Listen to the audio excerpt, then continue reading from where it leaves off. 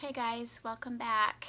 It's been about 2 weeks or so since I've made a video, and I thought I better hurry up and get with it, because the longer I go without making a video about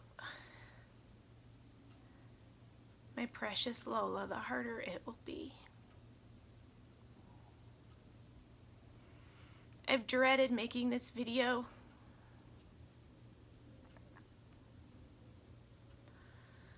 And I hurried and sat down to do it just now because I thought that I wasn't going to cry. I felt good. I felt strong.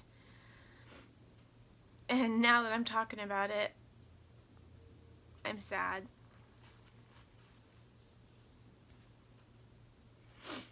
So, for a while, over a year or so,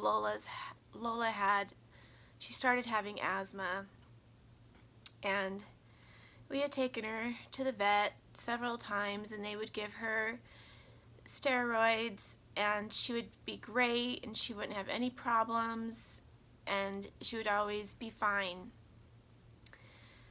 Well, this year, she started getting her asthma back,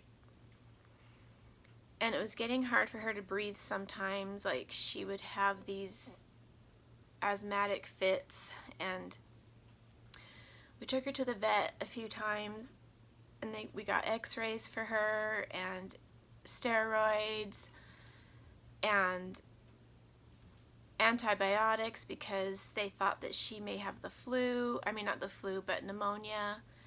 They also spotted a little spot on her lungs, but they weren't sure if it was cancer or some sort of, they didn't know what it was. But they put her, the first time we took her to the vet, they put her in an oxygen chamber because we told them that she couldn't breathe very well.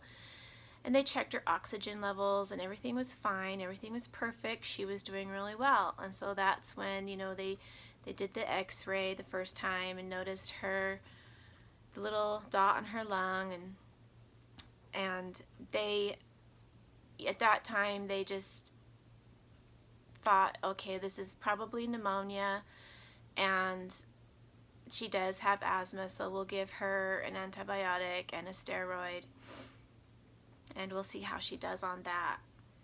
Well, when we brought her home, she seemed to be doing really well for the first few days, and she seemed really happy and energetic.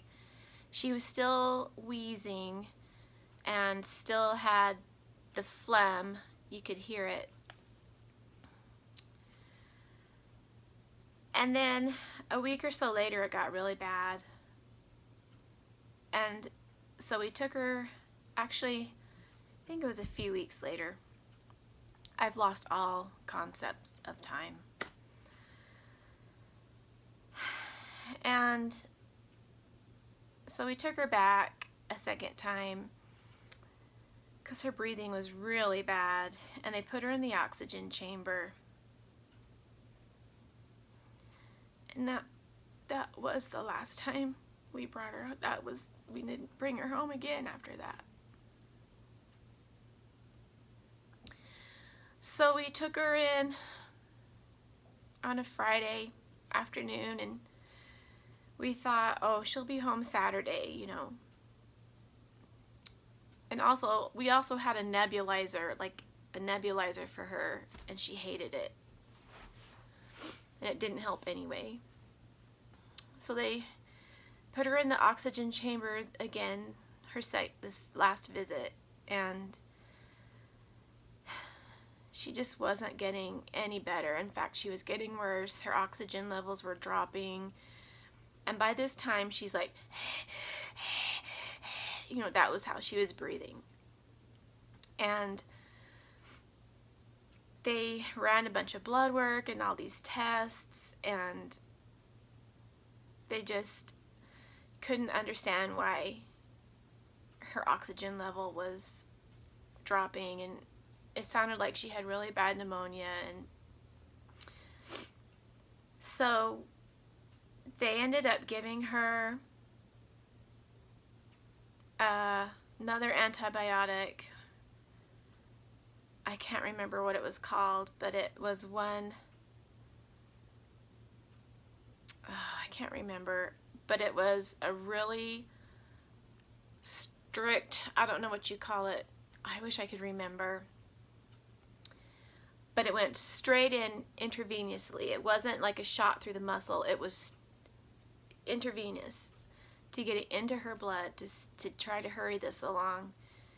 And so we thought for sure, you know, Saturday we're going to bring her home. We're going to bring her home, and this will hopefully get her breathing better and clear her up, and she's going to come home. Well, she didn't come home.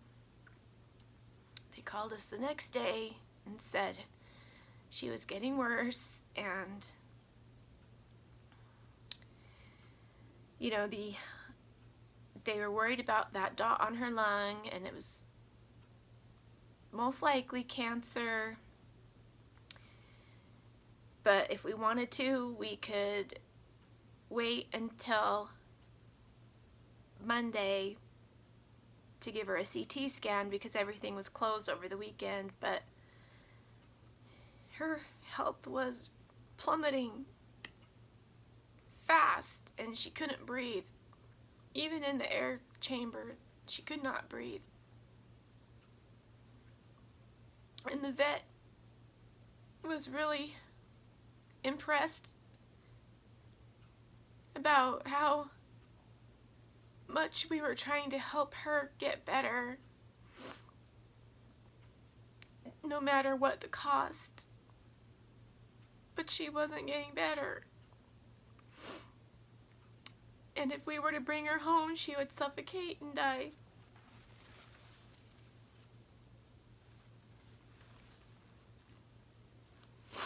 So we knew that we had to put her down. And Daryl, we were both so upset, and poor Daryl, he was so upset because he'd done everything he could to help get her better and to keep her alive.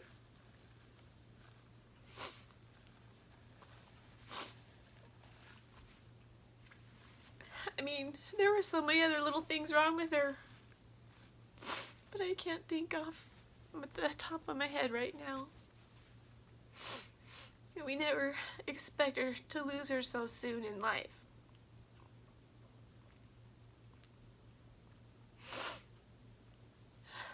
So we went down that day and said our goodbyes. And it was like the hardest thing ever. They brought her in a blanket like a baby, and she was so scared.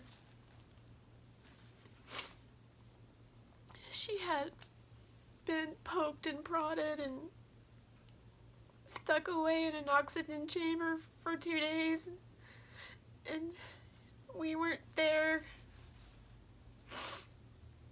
And when they brought her in, she was so scared. Her eyes were just all over the place, and she couldn't breathe. She was like the whole time. And we knew that this was the best thing for her because she was suffering and suffocating.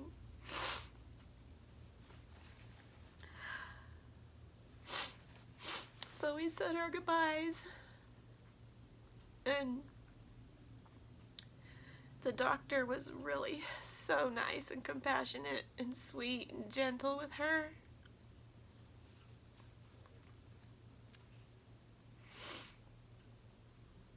And he asked us if we were familiar with the procedure, and we were, because we've done this before with our dog. We had her put down in our house. I don't know, it was about 8 or 9, 10 years ago. And we've had other cats put down. But this one was especially hard because Lola was our baby. She was our baby. They found her in the backyard when she was like 4 weeks old. She was a little stray feral kitten. And I snatched her up and she was mine from then on. And Daryl hadn't come home from work yet, and I was hiding her. I was sitting on the chair and I was hiding her under my leg. I was like holding her, and I said, Daryl, I have something to show you. And I lifted up my leg, and here was little Lola. And Daryl's like, oh no. I said, can we keep her, please? Oh no, okay. And she's been the best little blessing ever. And she used to, in the middle of the night, when she was still a kitten, she'd climb up on my chest and suckle on my ear every single night.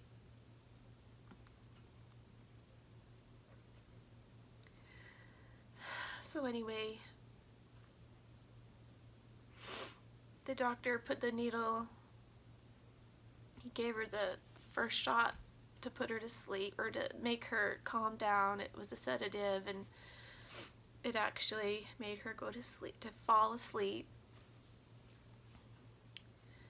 And then he gave her the last shot.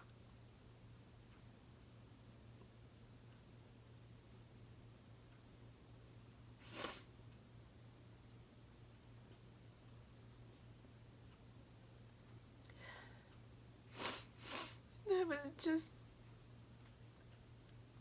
holding on to her.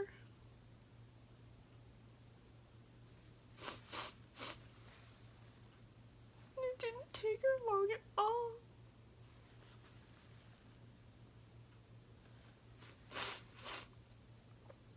Not long at all. Not even like 30 seconds. And the doctor said, okay, it's done.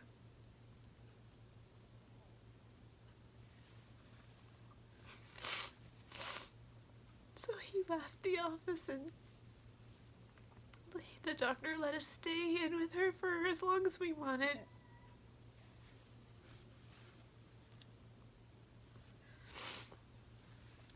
So at that point, it hit me that she wasn't breathing anymore, that she was gone. And I couldn't stop kissing her and holding her and hugging her, and I just kissed her and told her goodbye like 1,000 times. And Daryl hugged her and hugged her and hugged her. And we both just sobbed. And then we decided it was time for us to go. And this office was nice because that room was in the very, very back, and it had a little back door inside that room. We could just walk out that back door into the parking lot so that we wouldn't have to walk through the main office and have everybody see us.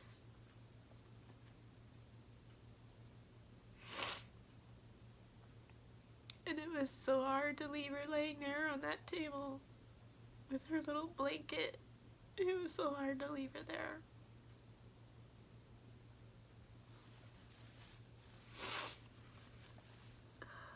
She was so precious to us. And things have not been the same without her. Not one bit. So all day Saturday and all night and all day Sunday and Sunday night, I cried and I cried and I cried and I cried because she wasn't there. Precious Momo, she was really sad. She knew Lola was gone.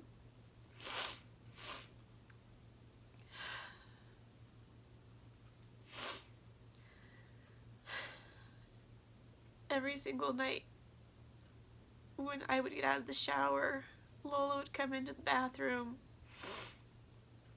and lay on the carpet in front of the bathroom sink and wait for me to sit next to her and just pet her and sing to her. So every night I would sit down next to her and pet her and sing to her when I got out of the shower. And now she's not there to do that anymore. But I still sit down on the carpet. I sit down on the floor after my shower every night. And I just pet the rug where she would lay, and I sing to her because I would like to believe that she's still there.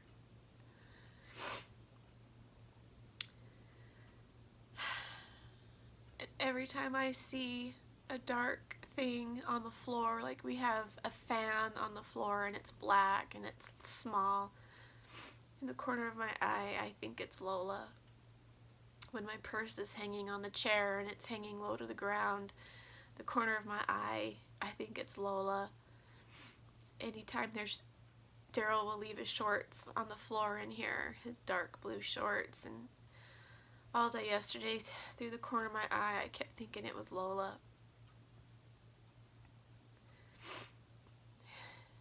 And then it's not her. This house, even though we still have Momo here, there is a huge hole in this house without her. It is so lonely without her. I've had her for 12 years.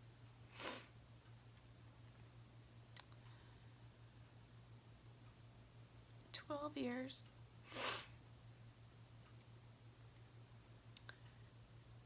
She was in all of my vlogs, almost all of my vlogs. All of you loved her so much. Of course, toward this last year or so, she was a diva and never came into the closet much. But she actually did go into the closet one last time before she died.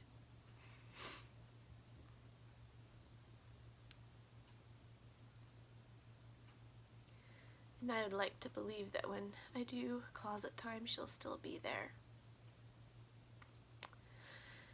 And Lola, or Momo, she's been really confused. I mean, she knows Lola's gone. Sometimes she's happy, sometimes she's sad. She's sometimes lonely. She's become my best friend. We snuggle all the time. I spoil her. I mean, I've always spoiled her, but now it's like it's all about Momo. I could get another cat, but I don't want to jump into that so soon. Momo doesn't like other cats. Lola, they kind of grew up together. They were close in age, and they would play with each other at my old house. Even though Momo was still feral at the time, I would still let him in the house, and so they knew each other. But I just don't want to mess with trying to bring in another cat right now, and I'm not ready. This is about Momo now, and she's my girl. So I got this pillow made of Lola, but I'm saving it for Daryl for his birthday in August. Daryl's gonna be 50 years old. And we have a pillow like this of my dog, who passed away a long time ago. But this is my precious Lola Bella. This was taken, 5 years or so ago. I let her outside. She loved to go out in the backyard and sit in the grass. And I took a picture of her, and I thought this would be a good picture for the pillow. So I'm excited to give this to Daryl, but I'm gonna wait until August. I gave him the ginger pillow when it was his, I think it was our anniversary is when I gave it to him a couple of years ago, 2 or 3 years ago. I had it made, and so I had this one made, and it just came the other day. So I'm excited to give it to him, and I know he'll love it. But that's the story of my sweet Lola Bella. My Lola Belle, my big Belle, my big Bella Bomba. She is always, always in my heart and in my thoughts, always. And we will be picking up her remains.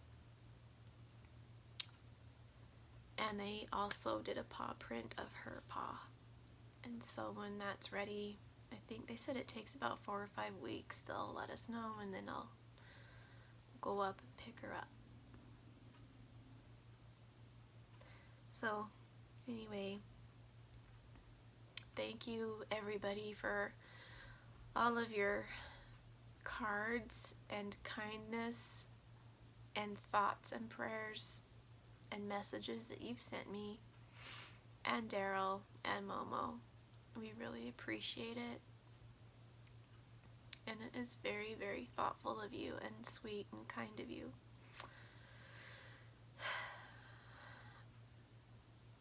Anyway, I'm gonna go now, and I'm gonna try to start vlogging soon. If not vlog, I might do some hauls or something like that, but I'm gonna try to get some videos going again. But anyway, thank you so much everyone, and I just love ya, and I will see you next time. Bye.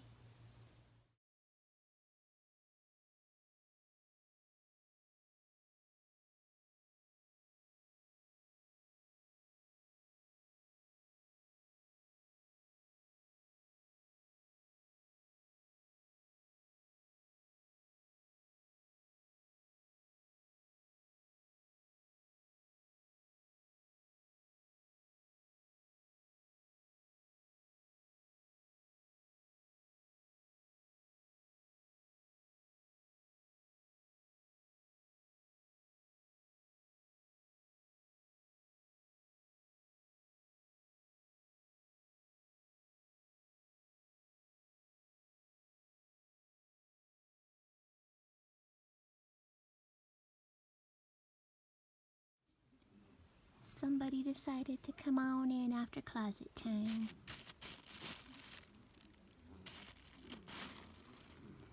You are my special one. I love you very much. You're my extra special girl. You're so soft to the touch. I love you more than anything. I'm happy that you like when I sing. I think you are the prettiest cat, and you are so furry and fat. I'm happy that you're here in my closet